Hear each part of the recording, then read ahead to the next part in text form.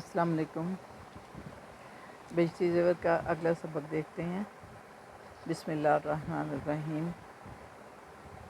हमने कुफ़र और शिर्क की बातों के मुतल्लिक़ जाना और फिर बिदअत और बुरी रस्मों के मुतल्लिक़ जाना, और अब हम जानते हैं कि बाज़ ऐसे बड़े बड़े गुनाह हैं जिनके बारे में बहुत ज़्यादा सख्ती आई है। बज़ाहिर देखने को हम लोग समझते हैं कि ये बहुत छोटी सी बात है और हम अपनी ज़ुबान से अदा कर देते हैं कोई अल्फाज, या अपने अमल से ऐसा कोई छोटी सी बात समझ के उसको अदा कर देते हैं कि जी ये इतनी सी बात है, बात से क्या होता है, कोई बात नहीं, हमें तो कुछ भी नहीं हुआ, इससे क्या बिगड़ जाएगा। लेकिन वो अगर वो उसका देखा जाए तो वो बहुत बड़ा गुनाह होता है। उसमें है सबसे पहले कि खुदा से शिर्क करना, कि अल्लाह ताला के साथ किसी को शरीक ठहराना और खुदा के बराबर किसी को दर्जा देना। तो ये इसमें बाज़ औक़ात हम लोग बहुत बारीक बीनी से ये चीज़ देखने वाली होती है कि हम जैसे वो पीर फ़कीर का आया था कि पीर और फ़कीरों को हम मानते हैं और हम उनको ताज़ीमन सजदा भी कर देते हैं। कि बाज़ लोग जो पीरों फ़कीरों को मानते हैं वो उनको सजदा भी कर देते हैं, उनके आगे नमाज की तरह, जैसे क़याम में हाथ बांध के खड़े होना, या उनको मालिक कहना, या उनको इस तरह के ये फ़लाना पीर फ़लाना मुर्शिद ही मुझे सारा कुछ देता है, उसी की वजह से मुझे औलाद मिली है, उसी की वजह से रिज़्क़ मिल रहा है। तो इस तरह का ये सारी बातें शिरक की हैं कि अल्लाह ताला के साथ आपने किसी को शरीक ठहराया। उसके बाद है नाहक खून करना, कि नाहक खून से है कि किसी का कसूर भी नहीं है और आपने उसको जान से मार दिया। उसमें आ जाता है कि अगर बाज़ औक़ात किसी पे इतना ज़्यादा गुस्सा होता है बंदा, या किसी दुश्मनी की बिना पे, या और किसी गुस्से में, या किसी बात में नाचाकी हो जाए, उसमें इतना ज़्यादा वो हो जाता है कि उसकी सज़ा जो है वो कत्ल नहीं बन रही होती है, लेकिन बंदा गुस्से में आके उस बंदे को कत्ल कर देता है या मार देता है। किसी अपने बाज़ औक़ात अपना रोब और ताकत दिखाने के लिए भी बाज़ औक़ात ऐसा करते हैं कि जी हम इस हद तक जा सकते हैं अपना रोब डालने के लिए, या लोगों में खौफ व हरास पैदा करने के लिए। ये नाहक खून में है। और नाहक खून में वो औरतें भी शामिल हो जाती हैं, क्योंकि हम यहाँ उन बातों का ज़िक्र कर रहे हैं, उन अमाल का ज़िक्र कर रहे हैं कि जो बज़ाहिर बहुत छोटी छोटी होती हैं, वो देखने को हमें हमारे मुआशरे का हिस्सा ही लगती हैं। हम समझते हैं कि ये हमारे मुआशरे का हिस्सा है, क्योंकि हमने मुआशरे में वो जगह जगह ये बातें फैली हुई हैं, या हम अपने बड़ों से ये चीज़ सुनते आए हैं कहानियों की सूरत में या वाक़यात की सूरत में। तो वो हमें यही लगता है कि ये कोई आम बात है, ये एक रस्म है, कोई रिवाज है, या मुआशरे में ऐसा ही होता है, या अब तो ऐसा ही होना है। इन बातों में तो इसमें ये है कि जो औरतें जिनके औलाद नहीं होती, तो वो बाज़ ऐसे टोटके करती हैं कि किसी दूसरे का बच्चा देख के उसके हसद में आके, उसकी जलन में आके, तो वो ऐसे टोटके करती हैं कि ये बच्चा मर जाए और मेरे औलाद हो। ये भी उसी खून में दाखिल है कि जी नाहक आपने किसी को मारने के लिए कोई इंतज़ाम किया है। या फिर जो औरतें या जो वालिदैन जो हैं वो औलाद नहीं चाहते हैं, तो अल्लाह ताला उनको औलाद की नेमत से सरफ़राज़ कर देता है, लेकिन वो उसको ज़ाया करवा देते हैं। ये भी उसी सिलसिले में आता है कि नाहक खून कर देना, कि उस जान का या उस रूह का तो कोई कसूर नहीं जो अल्लाह ताला ने दुनिया में भेजी है, लेकिन हम अपने मुफादात की खातर, अपने फ़ायदे सोच के या अपना नफ़ा नुकसान सोच के उसको ख़त्म कर देते हैं, उसको कत्ल कर देते हैं। उसके बाद आता है माँ बाप को सताना। माँ बाप को सताना ये इतना वसी टॉपिक है, इतना वसी टॉपिक है कि इसको ये थोड़ी सी वीडियो में जो है ना हम इसका अहाता नहीं कर सकते हैं, क्योंकि अल्लाह ताला के बाद, रसूल करीम के बाद जो है वो दर्जा माँ बाप का आता है। اور ان کو جو لوگ ستاتے ہیں، بس میں اس کے بارے میں بہت تھوڑا سا کہوں گی. اگر وہ بات تفصیلاً کرنے لگ گئے تو بہت لمبی نکل جائے گی، ویڈیو بہت لمبی ہو جائے گی. کہ اللہ تعالیٰ نے ماں باپ کے بارے میں جو ہے وہ بس اتنی بات سمجھ لیجیے آپ لوگ کہ یہ ایک ایسا گناہ ہے والدین کے ساتھ، اگر آپ ان کو کوئی دل آزاری ان کی کرتے ہیں، کہ اس کی سزا جو دنیا میں آخرت میں تو ملنی ہے. یہ وہ گناہ ہے کہ اللہ تعالیٰ کہتا ہے کہ یہ گناہ ہے جس کی سزا آپ دنیا میں بھی بھگتتے ہیں اور آخرت میں بھی بھگتیں گے. ورنہ اکثر گناہ تو ہمارے یہی ہوتے ہیں نا کہ ہم لوگ جی آخرت میں ہمیں اللہ تعالیٰ سزا دیں گے ہر گناہ کی. ہم دنیا میں بڑے نیک اور پاک صاف اور حاجی صاحب بن کے پھر رہے ہوتے ہیں، تو لیکن اندر سے ہمارے دلوں کے حال اور ہمارے اعمال اور یہ تو اللہ تعالیٰ ہی جانتا ہے. اللہ تعالیٰ ہم سب کی مغفرت کرے. تو والدین کے ساتھ کیا ہوا جو کوئی بھی عمل ہے، چاہے وہ نیکی ہے یا برائی ہے، نیکی ہے تب بھی آپ دنیا میں اس کا بدلہ ضرور دیکھیں گے، اور برائی ہے تب بھی آپ دنیا میں اس کا بدلہ ضرور دیکھیں گے، اور جو آخرت میں دیکھنا ہے وہ تو دیکھنا ہی دیکھنا ہے. تو اس کے بعد زنا کرنا ہے اور یتیموں کا مال کھانا. یتیموں کا مال کھانا یہ بھی ایک بہت بڑا وسیع ٹاپک ہے. اگین یہی میں کہوں گی کہ ویڈیو بہت لمبی ہو جائے گی، تو بس اللہ تعالیٰ ہم سب کو راہ راست پر رکھے. اور اگر ہمیں کوئی سی یتیم کی سرپرستی کا موقع ملے تو ہم اپنی پوری کوشش کرنی چاہیے کہ پوری ایمانداری کے ساتھ ان کا اس کو پورا کریں، اپنی اس ڈیوٹی کو، اپنی اس ذمہ داری کو پوری ایمانداری کے ساتھ پورا کریں. اور یتیموں کو تو بلکہ دینے کا حکم دیا گیا ہے، ان کے سر پہ ہاتھ رکھنے کا حکم دیا گیا ہے، ان کو کھلانے پلانے کا، ان کا خیال رکھنے کا، ان کی زندگیاں سنوارنے کا حکم دیا گیا ہے، بجائے اس کے کہ ان کا اپنا مال ہو اور ہم اس کو حفاظت کے بہانے سے کہ جی ہم اس کی حفاظت کر رہے ہیں اور ہم خود ان کا مال لے کے کھا جائیں. یہ سوچیں کتنی بری بات ہے کہ اللہ تعالیٰ نے تو ہمیں ان کو دینے کا حکم دیا ہے کہ یتیموں کا خیال رکھنا ہے. ہم نے جا کے ہم انہی کا مال کھا لیں. اس کا اجر بہت زیادہ ہے. قرآن مجید میں جو مفہوم میں بیان کرنا چاہ رہی ہوں کہ یتیم کا کہ اگر کوئی یتیم نابالغ ہے اور وہ آپ کے اس میں کسٹڈی میں آ گیا ہے، تو آپ اس کو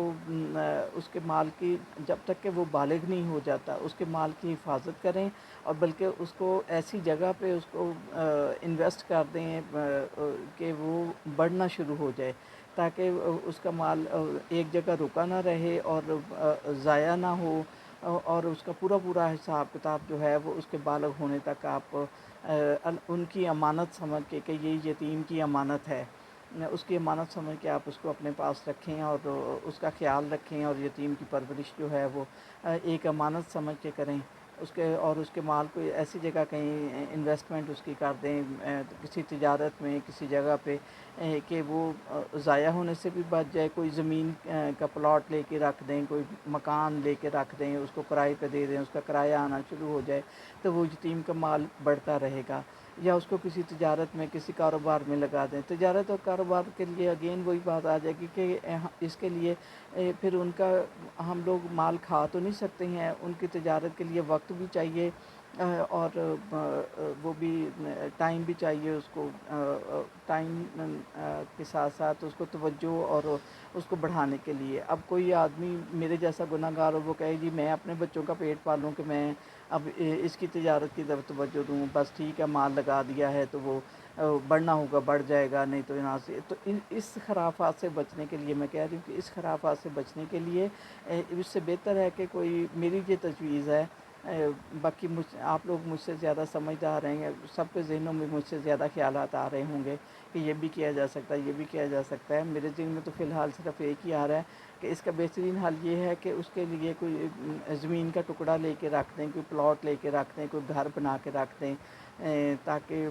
جو بینک وغیرہ میں رکھ دیتے ہیں بعض لوگ یتیم کا مال کہ جی ہم نے بینک میں رکھ دیا، وہ بڑھ رہا ہے، وہ اس کے اوپر سود پڑ رہا ہوتا ہے. وہ سود سے بھی بچت ہو جائے گی، آپ اس کے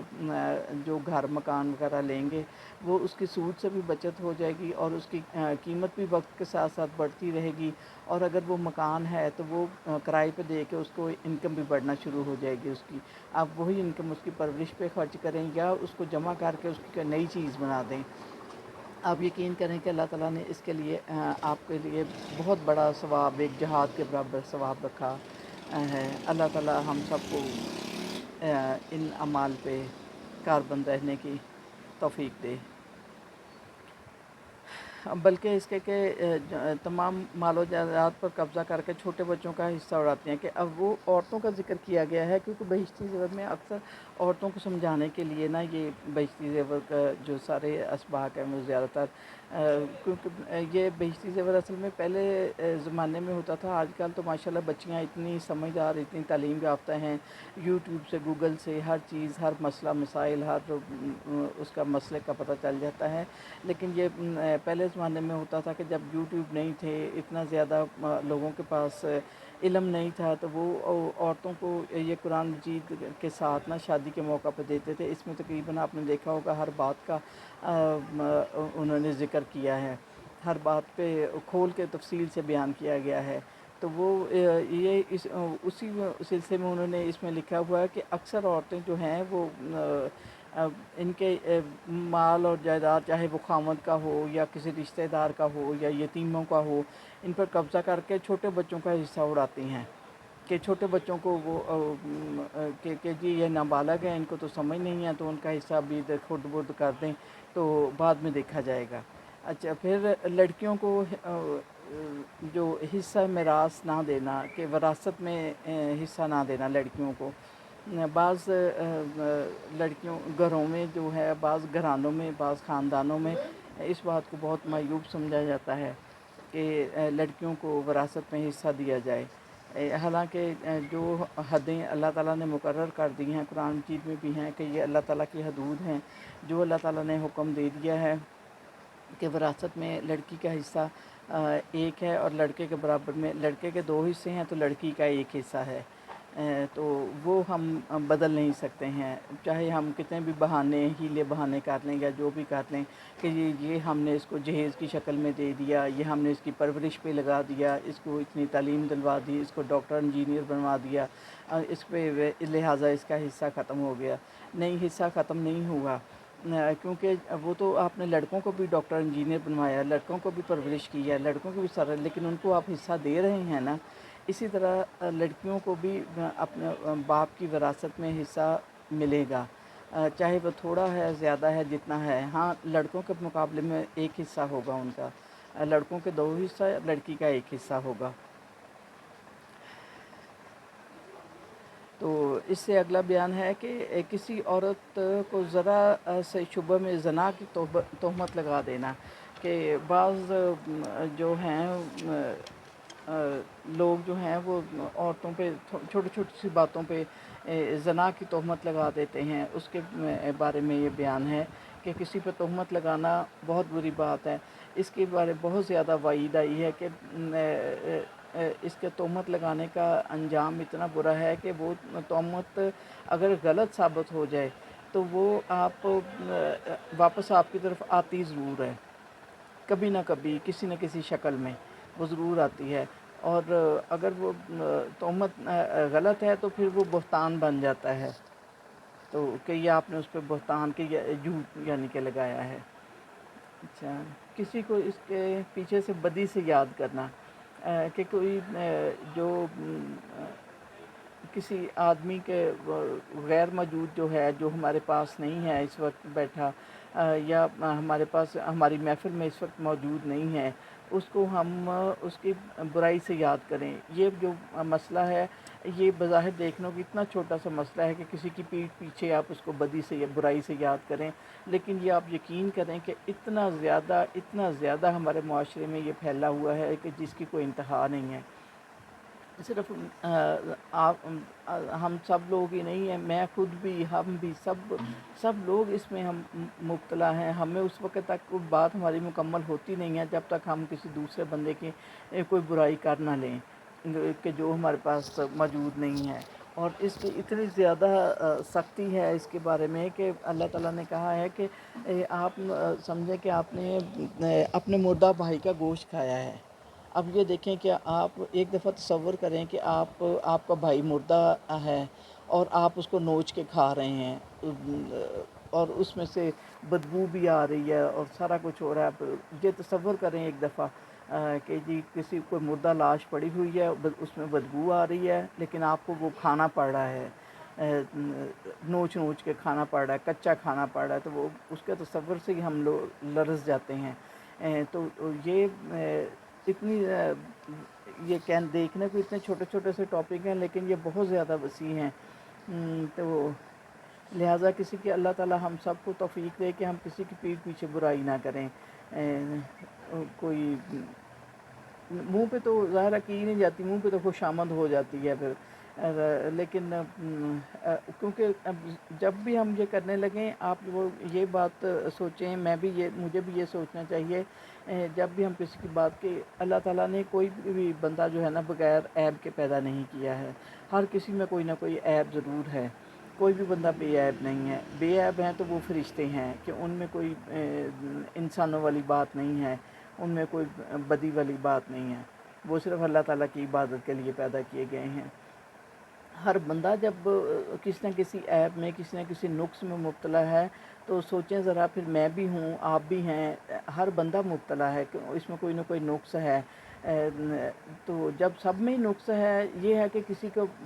ہاتھ پہ نقص ہے، کسی کے پاؤں پہ نقص ہے، کسی کے چہرے پہ نقص ہے۔ جسم سے میری مراد ہے زندگی کی، میں نے یہ ایک مثال لی ہے جسم سے، کہ جسمانی طور پہ بھی، معاشرتی طور پہ بھی، ہمارے حالات کے طور پہ بھی، کہ ضروری نہیں ہے کہ ہم لوگ یہی دیکھیں کہ جی ہمارے پاس یہ چیز ہے تو اس میں یہ برائی ہے، اس کے پاس یہ چیز نہیں، وہ برائی ہے۔ یہ ہو سکتا ہے اس کے پاس یہ برائی ہے، ہمارے اندر کوئی اور برائی ہو۔ برائی تو آخر ہے ہی ہے نا ہمارے اندر بھی۔ یہ نہیں ہے کہ ہم برائیوں سے پاک ہیں اور صرف ساری برائیاں دوسروں میں ہی چلی گئی ہیں۔ تو اور اس سے اگلا ہے کہ خدا کی رحمت سے نا امید ہونا۔ خدا کی رحمت سے نا امید ہونا بھی بہت زیادہ کفر کے اس میں لے جاتی ہے، کہ جی ہم اللہ تعالیٰ کہتا ہے کہ مایوسی گناہ ہے، اور لا تقنطوا من رحمت اللہ، کہ اللہ تعالیٰ کی رحمت سے نا امید نہ ہوں۔ کبھی بھی اس حد تک نہیں، مطلب وہ سوچنا چاہیے کہ بس اب تو اینڈ ہو گیا ہے، اب تو یہ بات ہو ہی نہیں سکتی، یہ کام ہو ہی نہیں سکتا۔ وہ تو مالک کل ہے، وہ کسی وقت بھی کن کہہ دے گا اور وہ کام ہو جائے گا جس کے بارے میں آپ نا امید ہو رہے ہیں۔ اس کے ایک کن کی دیر ہے، وہ اس کے کن کہنے کی دیر ہے اور وہ کام ہو جانا ہے۔ تو اس لیے نا امید نہیں، آخری وقت تک بھی نا امید نہیں ہونا چاہیے۔ کہ مجھے اس سلسلے میں ایک واقعہ یاد آ رہا ہے کہ کوئی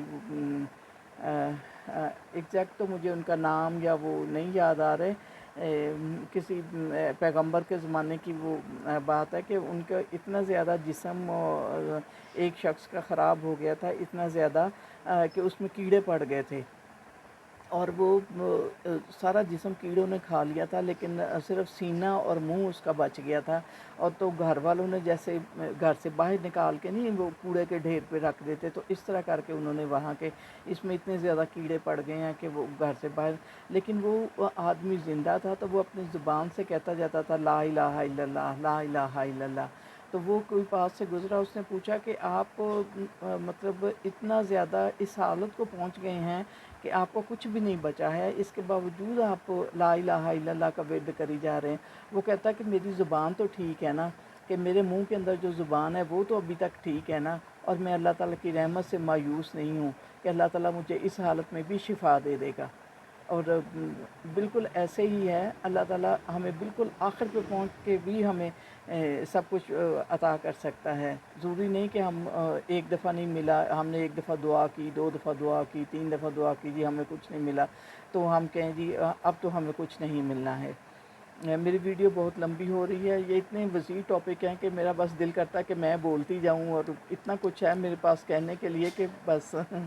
اس کے بعد آتا ہے، ہم جلدی جلدی کور کرنے کی کوشش کرتے ہیں اس ٹاپک کو، کہ وعدہ کر کے پورا نہ کرنا۔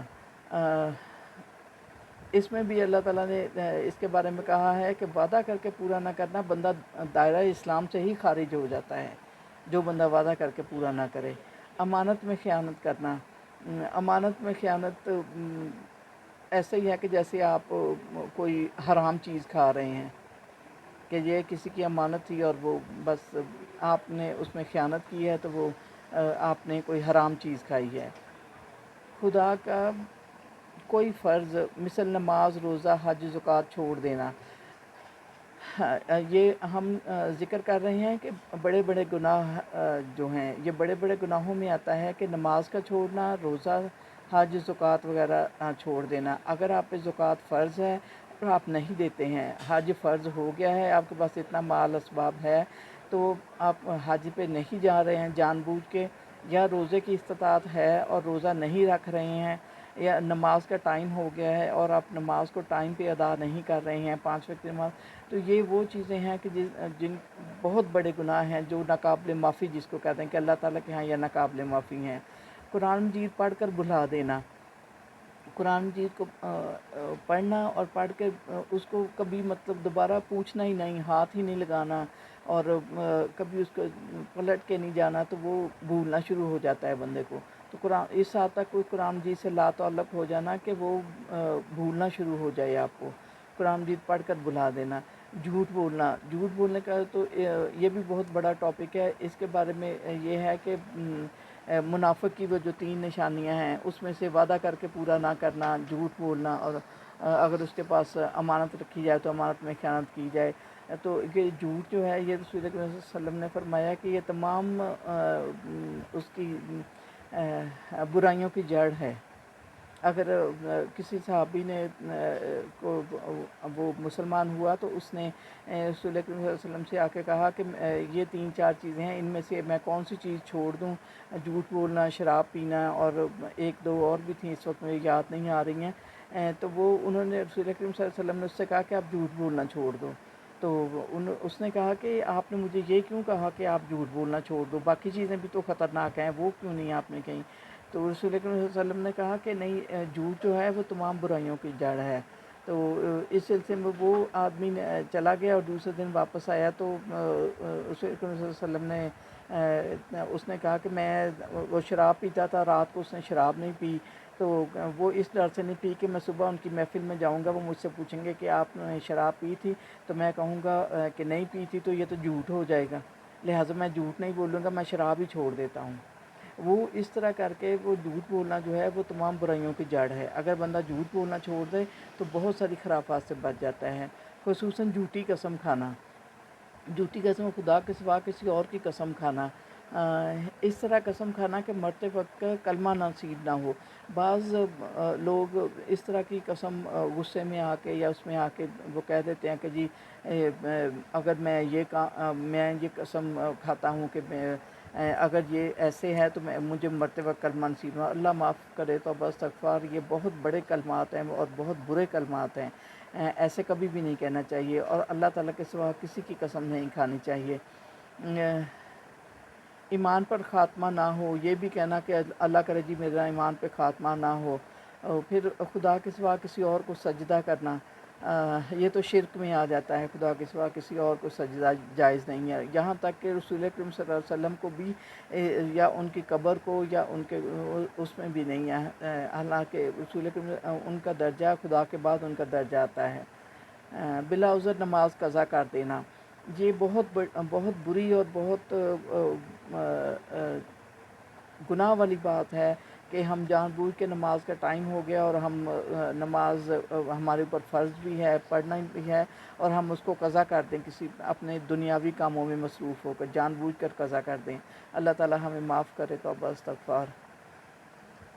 کسی مسلمان کو کافر یا بے ایمان یا خدا کی مار، خدا کی پھٹکار، خدا کا دشمن وغیرہ کہنا، یعنی کہ کسی مسلمان کو اس طرح کے الفاظ بولنا، اس طرح کی اس کو گالی کہہ لیں یا برے الفاظ کہہ لیں کہ تو کافر ہے، تو بے ایمان ہے، تجھ پہ خدا کی مار ہے، خدا کی پھٹکار ہے، خدا کا دشمن ہے، خدا کا دشمن وغیرہ کہنا، تو وہ یہاں تک کہ کسی کو لعنت ملامت آپ نہیں کر سکتے ہیں کہ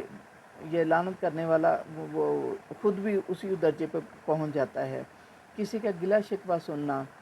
گلا شکوہ وہی اس میں غیبت میں آ جاتا ہے کہ کسی کا گلا، ظاہر ہے گلا شکوہ کسی کا کریں گے تو ہم کسی نہ کسی کی غیبت تو کریں گے ہی نا، وہی گلا شکوہ ہوا پھر۔ چوری کرنا، بیاج لینا، اناج کی گرانی سے خوش ہونا کہ کسی آپ کو بہت زیادہ اناج کہیں سے ہو گیا تو وہ آپ اس پہ بہت زیادہ خوش ہیں۔ کسی غیر محرم کے پاس تنہائی میں بیٹھنا، جوا کھیلنا، کافروں کی رسمیں پسند کرنا کہ ان کے جو